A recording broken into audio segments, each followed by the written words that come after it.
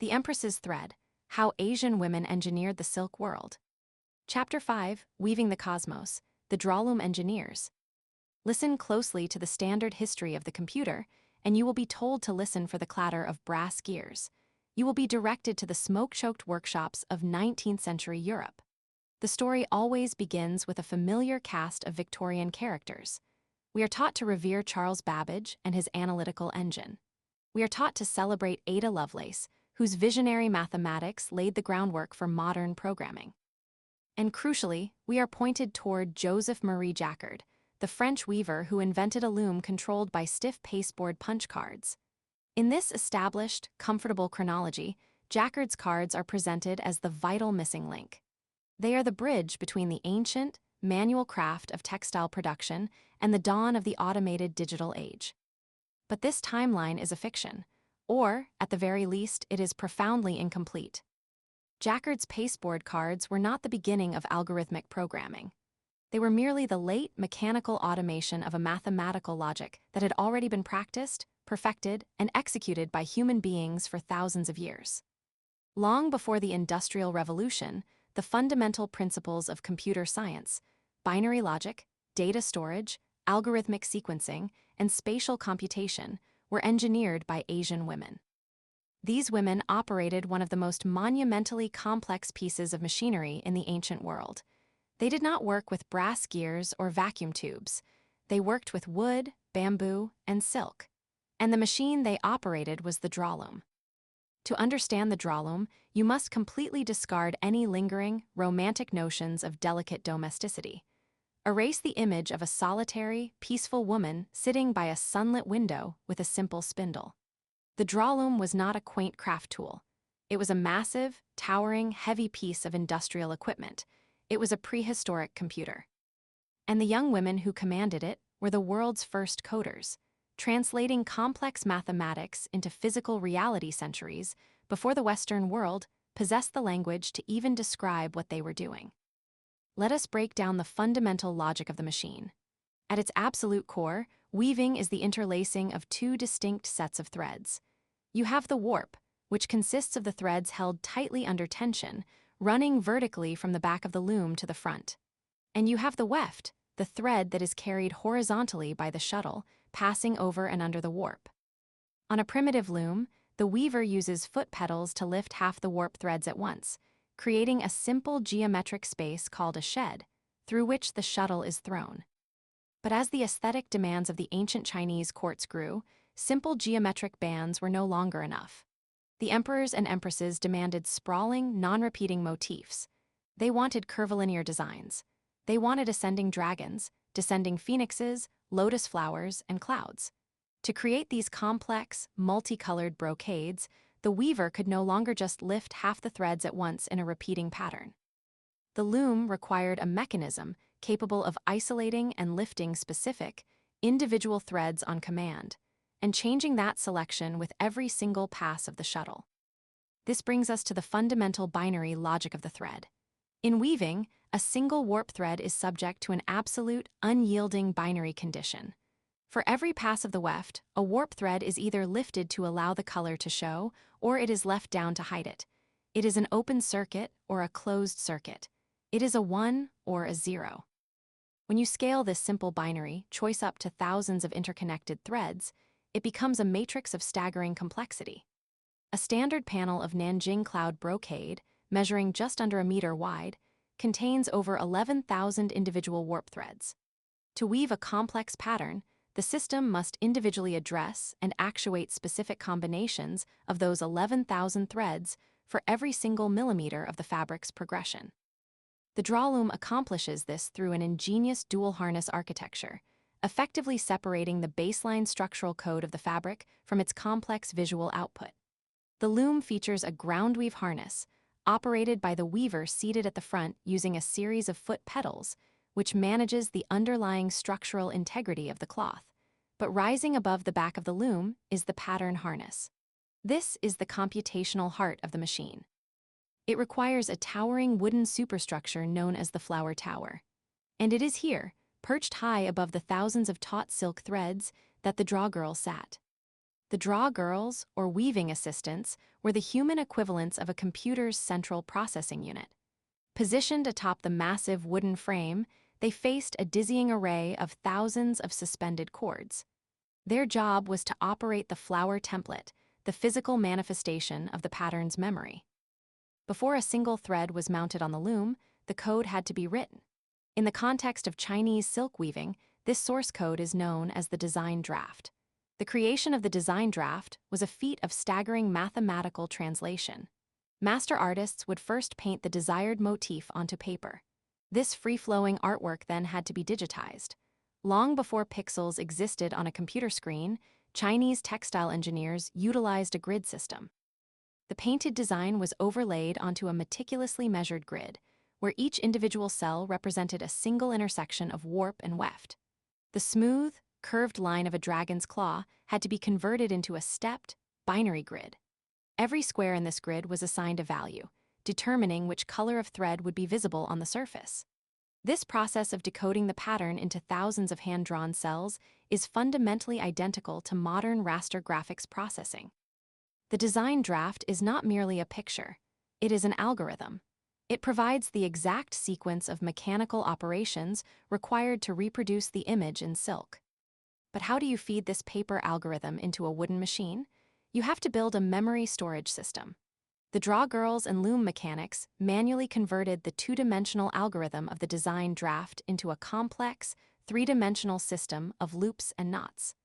The storage of data via knots is a rare and highly advanced human technology. While historians often marvel at the knotted string records used by the Incan Empire in South America, a highly analogous system of data storage was utilized at the top of the Chinese drawloom. The pattern cords, which could number up to 100,000 for a single intricate imperial design, were arranged and knotted in an exact, relentless mathematical sequence. The arrangement of these knots dictated precisely which warp threads would be lifted. The execution of this algorithm was a rigorously synchronized duet between the weaver on the ground and the draw girl in the air. The rhythm of execution had to be flawless. For every pass of the shuttle, the sequence proceeded with machine-like precision. First, the draw girl identified the next sequential pattern cord in the massive array stored in the upper harness. Next, she exerted significant physical force to pull the cord, physically hauling up the specific set of warp threads dictated by the knotting. This action created the pattern shed, the precise triangular opening in the thousands of taut warp threads necessary for the design. Down below, the weaver depressed the foot pedals to open the ground shed, and then threw the shuttle, or multiple shuttles of varying colors, through the gap. The weaver forcefully beat the weft into place using a heavy wooden batten. Then, the draw girl released the cord. The warp threads snapped back down into their resting state, pulled by heavy individual weights called lingos attached to the bottom of the harness. Finally, the used pattern cord was transferred to the other side of the harness to be stored until the pattern repeated. This cycle was executed thousands of times a day. If the draw girl pulled the wrong cord, missed a sequence, or misread the knots, the pattern would visually corrupt. It was the textile equivalent of a software glitch. The draw girl was reading the read-only memory of the knotted flower template, translating abstract mathematics into physical topography. She was weaving code into cloth. To reduce the drawloom to its mechanical components, however, is to ignore the staggering cognitive load placed upon the women who operated it. Translating a two-dimensional artistic design into the sequential, mechanical actions of a massive wooden machine required a profound degree of spatial reasoning and memory. The draw girls and weavers did not simply follow the knots blindly. They had to hold a vast mental map of the evolving design in their minds. To facilitate this extreme cognitive demand, weavers developed complex mnemonic systems. As they sat at the loom, passing the warp and splitting the weft, the operators would frequently sing out mnemonic ballads. These work songs were not merely for entertainment to pass the long hours. They were highly specialized auditory codes that reminded them of the exact techniques, color combinations, and sequences required for the pattern. This auditory transmission of algorithms ensured precision.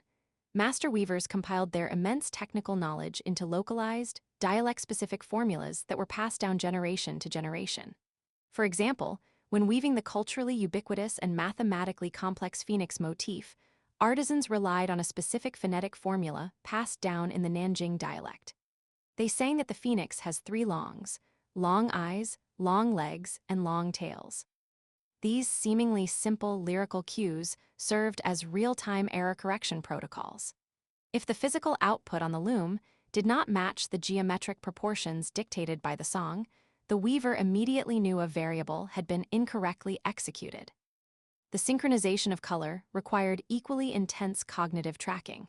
For highly intricate brocading methods, a single horizontal line of the fabric might require 20 to 30 different colored threads woven in discontinuous wefts.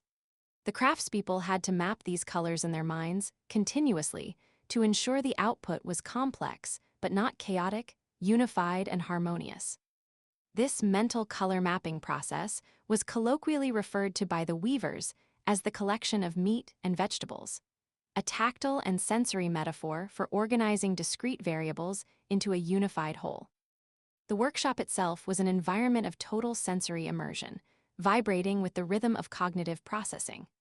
The rhythmic clack of the wooden batten, the sudden whoosh of hundreds of cords being pulled, the heavy thud of the lead weights dropping, and the melodic, mathematical chanting of the draw girls created a dense, unmistakable auditory signature. Amidst the pervasive smell of raw silk, natural starch, and woodcraft, these women operated in a state of high-focus flow. They were functioning as parallel processors in an organic computing network. But we must confront the physical reality of this work. We must dispel the lingering myth of weaving as a gentle, quiet art. Operating a drawloom was physically demanding, heavy industrial labor. To comprehend the scale of the labor, consider the specifications of the traditional Nanjing cloud brocade loom, which represents the apex of this ancient technology. The loom was nearly 6 meters long and 4 meters high. It was built from massive, heavy wooden frames and consisted of nearly 2,000 precise wooden and bamboo components. The flower tower required structural integrity capable of supporting the entire body weight of the draw girl, plus the tremendous dynamic tension of the warp threads being continuously manipulated. The physical force required to operate the loom was staggering. When the draw girl pulled a sequence of pattern cords, she was not merely lifting wisps of delicate silk. To ensure the warp threads snapped back down cleanly into the zero position, each pattern thread was attached to a lingo, a slender weight traditionally made of bamboo, lead, or galvanized steel. A single lingo might weigh around 60 grams. If a specific pattern algorithm required lifting 500 threads at once, the draw girl was hauling 30 kilograms, or roughly 66 pounds, of dead weight against gravity with a single pull. She had to perform this heavy lifting motion thousands of times during an 8-hour shift. Even with two highly skilled artisans working in perfect, unbroken harmony, this physical and cognitive marathon yielded excruciatingly slow results. A pair of weavers might produce only 5 to 6 centimeters of fabric in a single day.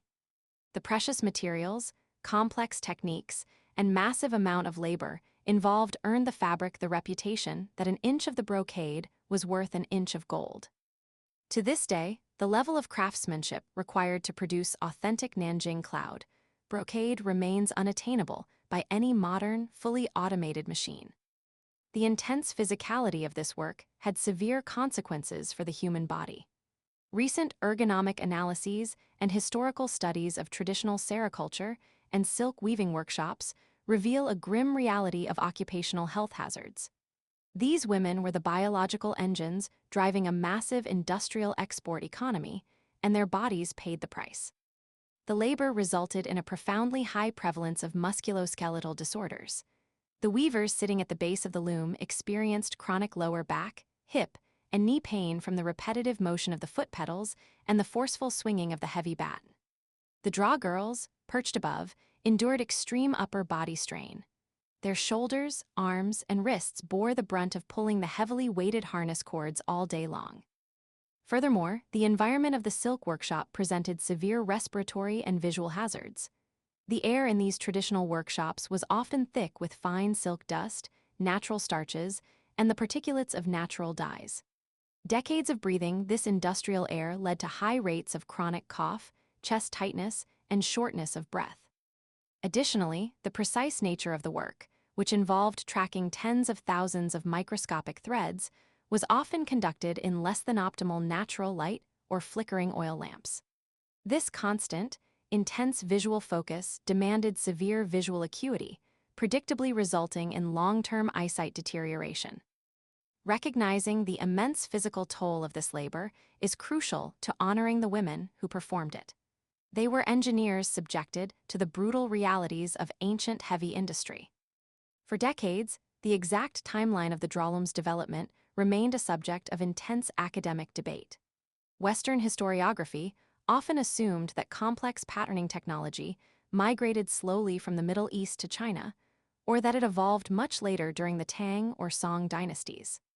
The idea that women in antiquity could have engineered a machine of such computational complexity was often met with subtle skepticism.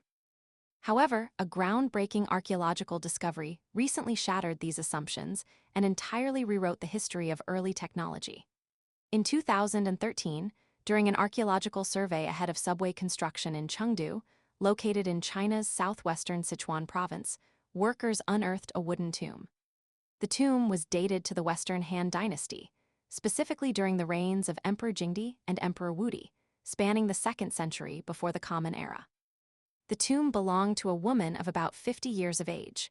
A broken jade seal found near her coffin identified her by name, Wan Dinu. Beneath her primary burial chamber, alongside chests holding numerous lacquer objects, archaeologists found a smaller compartment. Inside this compartment rested 4 scale model wooden looms, measuring about 1/6 of their real-life size, with the largest being about the size of a toy piano. These were not simple backstrap looms. They were highly complex, multi-heddle pattern looms, still bearing the preserved remains of cinnabar-dyed red and brown silk threads on their beams.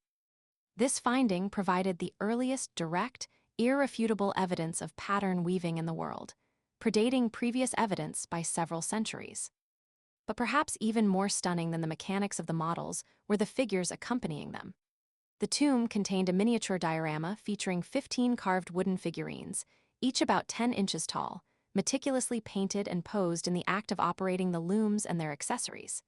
There were 4 male weavers and 9 female assistants, captured frozen in the specialized tasks of warping, rewinding, weft winding, and operating the pattern mechanics from above. Crucially, each of these figurines had an individual name written on its breast. This deeply moving detail suggests they were not abstract representations of peasant labor.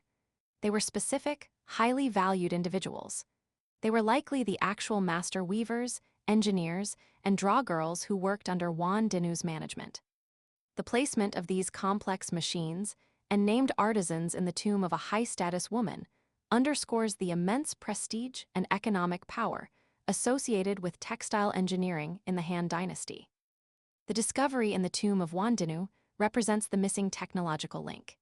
It explains how the Han Dynasty was able to program, mass-produce, and export the spectacular, mathematically precise silks that flowed across Eurasia along the Silk Road, reaching as far as the Roman Empire.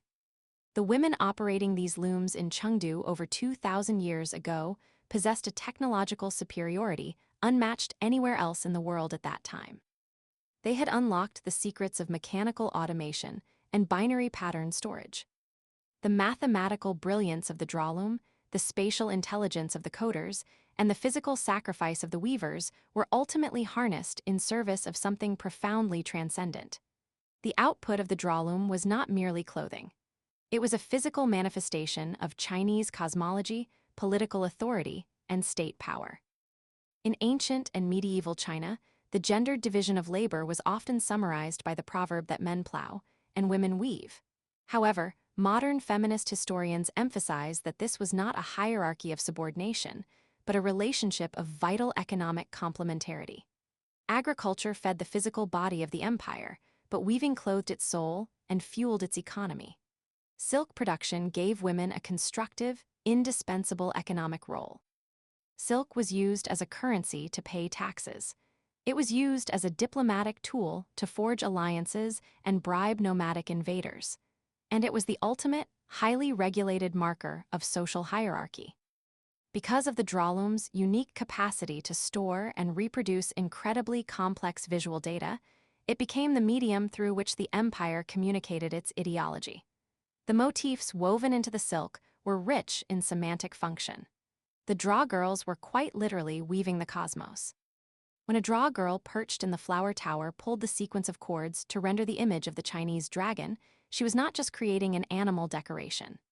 The dragon, whether depicted ascending into the clouds or descending to the earth, was a symbol of potent, auspicious power. It represented the control over weather and water, and it was the supreme, divine authority of the emperor himself. To weave the phoenix was to summon the representation of high virtue and the authority of the empress. These cosmological symbols, alongside the three-legged sun crow, the flaming pearl, and the moon rabbit pounding the elixir of immortality, were highly regulated by strict sumptuary laws.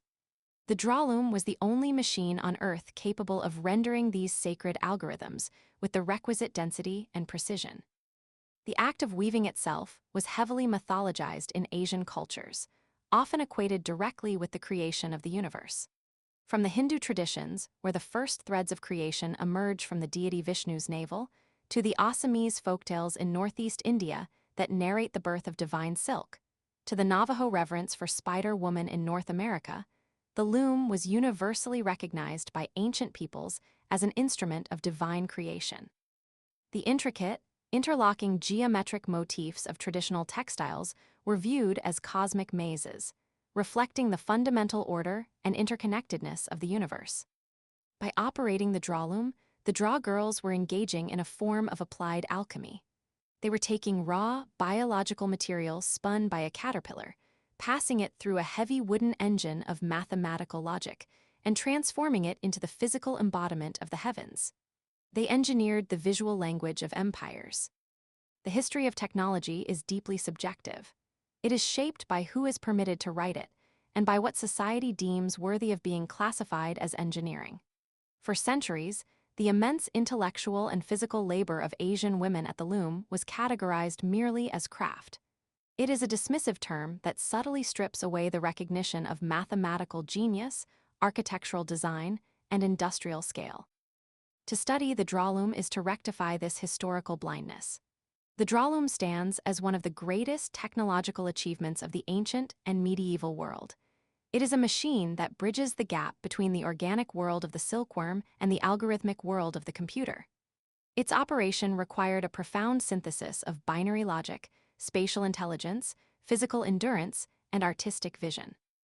The draw girls who climbed the towering wooden frames were not merely passing time with domestic chores. They were operating heavy machinery. They were pulling the weight of hundreds of lead and bamboo weights, executing complex sequential algorithms stored in knotted cords, and singing mnemonic ballads to track data variables in real time. They were the human processors in the prehistoric computer of the silk workshop. Before the advent of silicon chips, before vacuum tubes, and long before Jacquard punched a single hole in a piece of pasteboard, there was the warp and the weft. 1 and 0, lifted and left down. In the rhythmic, thunderous clack of the Drawloom, we hear the earliest echoes of the digital age. It is a profound, awe-inspiring legacy, written in the language of the loom and engineered by the brilliant, tireless women who wove the cosmos into silk.